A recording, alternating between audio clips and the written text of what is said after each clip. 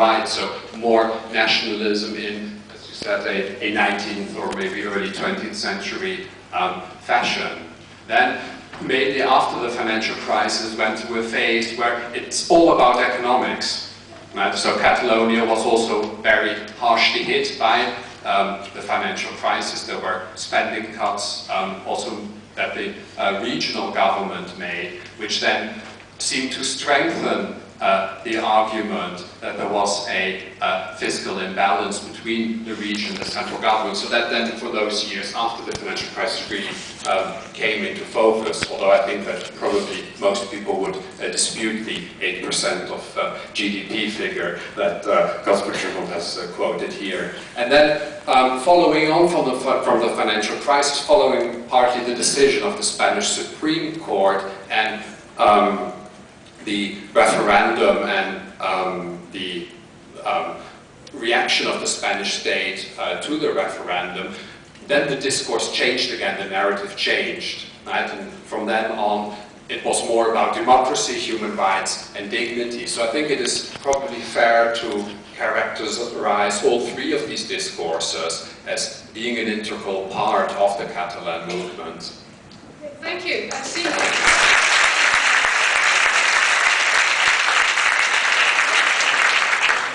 Want the speakers to keep their answers short.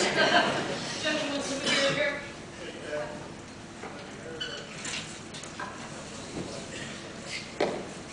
Hello, is that okay? First of all, I'd just like to say I came here to hear President Puigdemont, and I've heard three other fascinating speakers who I would listen to any day. And so my question is for the whole panel, not just for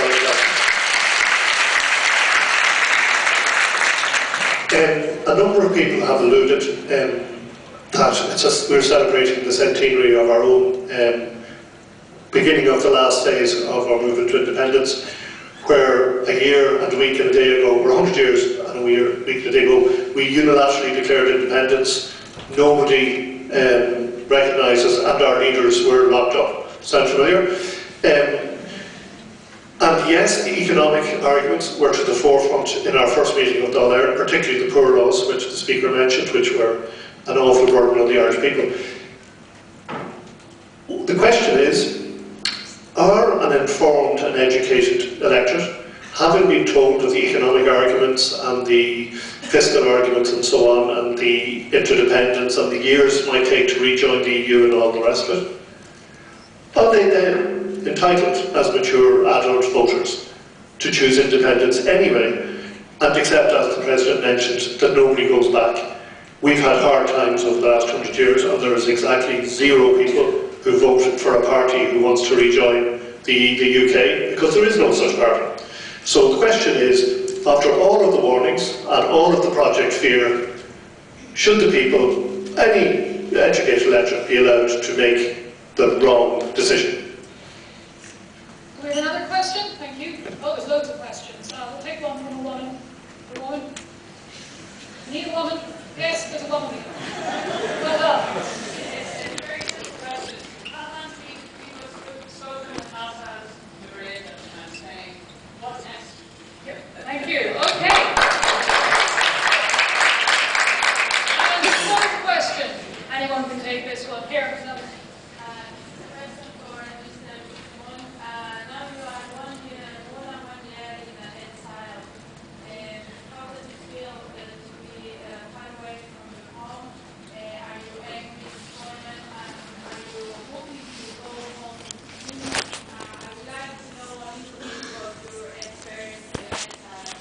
Okay, so questions 2 and 3 was actually quite well related. So, which one? Yes, the whole panel. So are people allowed to make a wrong decision? Yes, they are. Sure.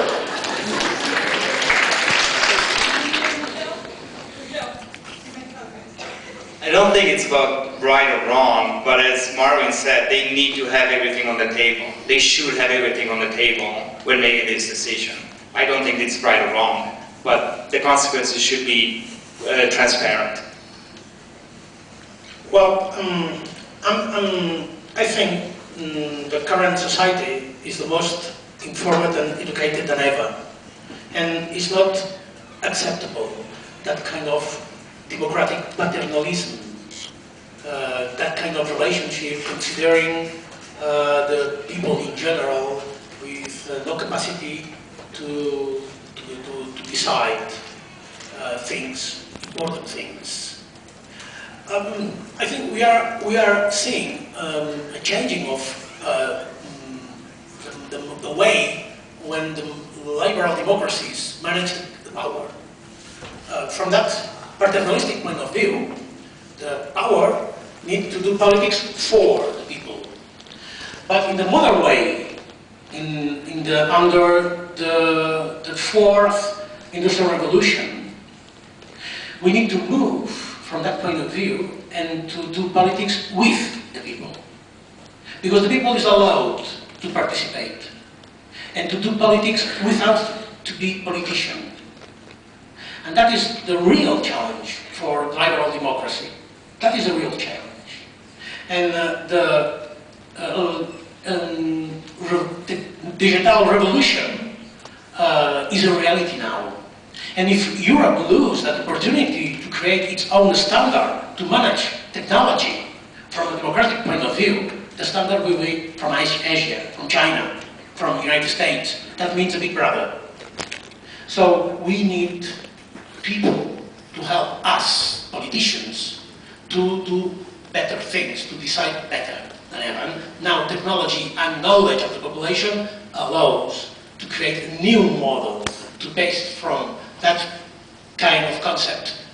Politics for the people, and the politics with the people. Well, what's next? Good question. It depends. It depends. I could answer the question saying what is my priority, what is my goal, in fact. I'm trying, even in exile, to achieve with the Spanish authorities a dialogue process in order to allow Catalan people to decide for themselves their own future. That is the basis. It doesn't matter the choice of the Catalan people. If the Catalan people decide to remain in Spain, it's okay. That is democracy. But we have the right to be heard and to decide about our lives. It's not acceptable for a long time to consider call a referendum, to organize a referendum, a crime. It's one of the worst crimes in the Spanish penal code. Could we accept that in the European Union? No. So what's next? Democracy. Not repression. Not threats, not fear. Democracy. And if we start a democratic dialogue process, of course we know we will finish if we find an agreement, moving our position. That's normal in a democratic process. And my question is the Spanish state ready to move its position in order to achieve an agreement that I think most of European countries are waiting for, a political agreement or not? Well, that question is concerning my phone to be in exile. Well, it's quite difficult for me to explain that because I'm a politician and I must too continue fighting for my country. And if I fall in the melancholy on that sentimental approach, I will not do the best of mine. Of course, there is a familiar personal consequences of that. But it's not the first case in my family. My grandfather was also in France after the Spanish Civil War. It was a French concentration camp during the Second World War and has disappeared before the end of the war. And we have the letters and we know what means exile at that time. And that offered me courage to fighting, because for me, the really people who are sacrificing their lives are people who comes from Africa, from Syria, through the Mediterranean Sea, and arrive in Europe and follow a wall